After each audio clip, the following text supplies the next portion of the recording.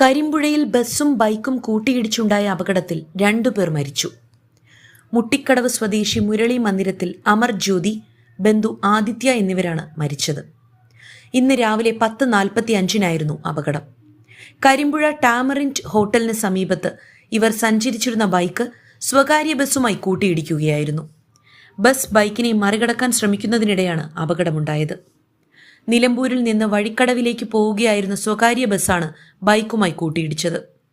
ബൈക്കിന്റെ നിയന്ത്രണം വിട്ടതോടെ ഇരുവരും ബസ്സിനടിയിലേക്ക് തെറിച്ചു വീഴുകയായിരുന്നു. അമർജ്യോതി സംഭവസ്ഥലത്തു വെച്ച് തന്നെ മരിച്ചു. ഗുരുതരമായി പരിക്കേറ്റ ആദിത്യയെ ഉടൻ തന്നെ ആശുപത്രിയിൽ എത്തിച്ചെങ്കിലും ജീവൻ രക്ഷിക്കാനായില്ല.